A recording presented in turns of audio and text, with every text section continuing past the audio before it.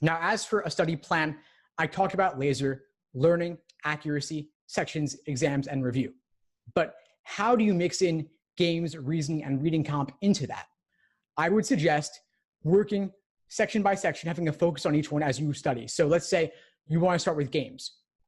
Do some learning on games, read some textbooks, watch some videos, then do some practice problems of each game type.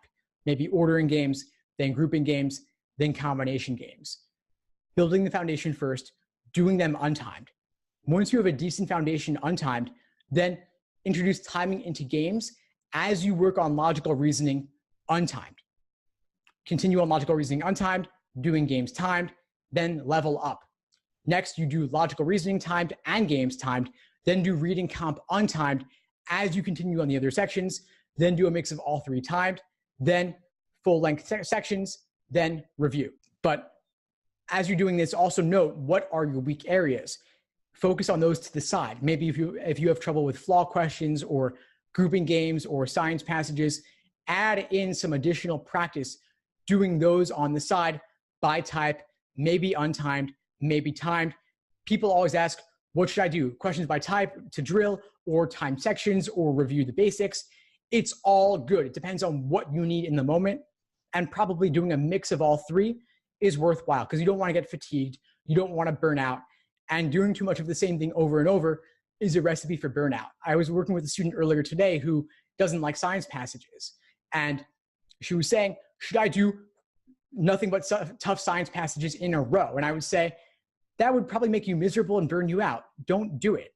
Maybe you want to mix in a greater proportion of science passages relative to humanities passages or law passages, but doing 20 science passages in a row is just a recipe for misery. Why do that to yourself? You're not going to be doing 20 science passages in a row on test day. You'll only be doing one science passage on test day. So maybe do a handful, maybe do half science passages, and then a third of each of the other passage types, humanities, social science, and law.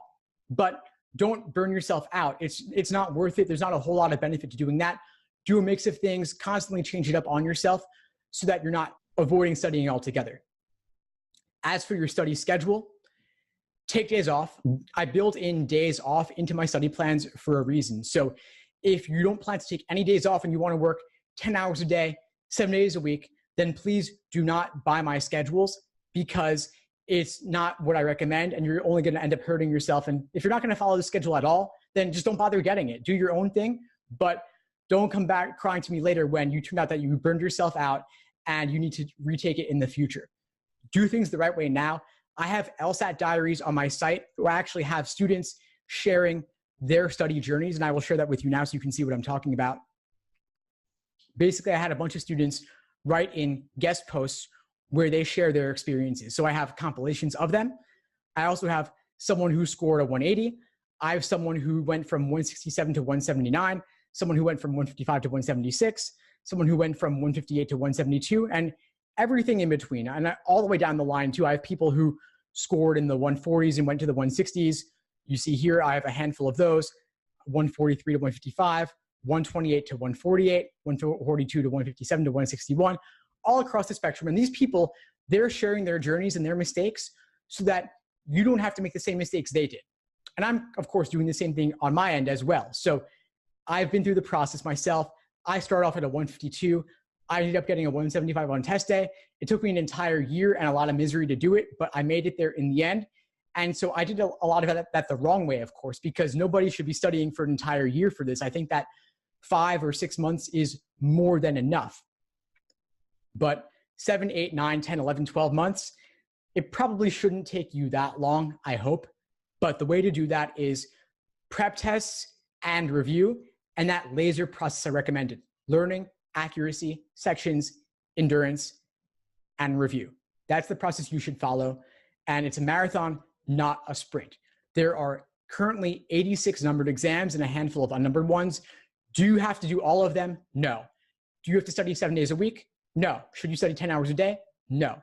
Even just the most recent 20, 30 exams is more than enough for you if you review them in sufficient detail. So for those of you taking the LSAT in July or September, maybe you want to focus on exams 52 and up, 52 to present, and that would be more than enough. Maybe you want to use exams 52 to 61 to learn the basics, then 62 to 71 as individual sections, and 72 to 86 as full-length 5-section timed exams to build your endurance. And that takes 3 months or more. I think you can't do this in 1 to 3 months. It's not enough time. 3 months is the bare minimum that I would recommend, and ideally 5 or 6 months at least to reach your fullest potential, especially if you're working or you're in school or interning. I had a student recently talking to me about how she was doing 2 internships this summer. One of them was 3 days a week. The other one was basically on her own time, at her own pace, asynchronous, whenever she had the time. And it was on the First Amendment. Super interesting, right? First Amendment legal research with a professor. Sounds like a lot of fun. But if you're interning 3 days a week and you're doing this other side research project that's super interesting to you, and you could say, well, I'll make the LSAT my top priority, and these other internships will be priorities number 2 and 3.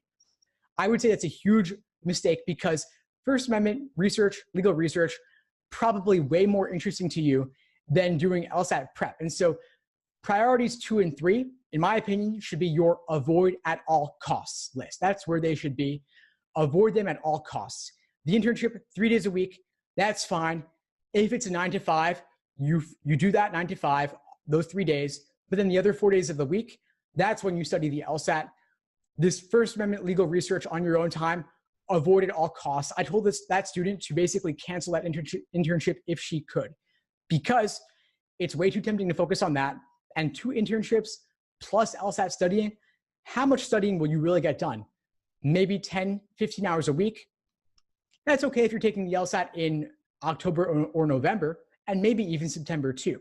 But this student was taking it in July, only 6-7 weeks away, 10, 15 hours a week.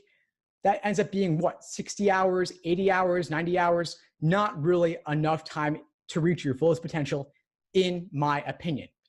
Of course, a lot depends on your goals and what you want out of this, but your LSAT score is the biggest ROI you'll get in studying that you could possibly get in life, I think, honestly. Negotiating scholarships and LSAT scores will be the biggest bang for your buck, because even just a point or 2 more on the LSAT could lead to thousands of dollars in scholarship money or getting into a better law school. So time invested on the LSAT is really a no-brainer.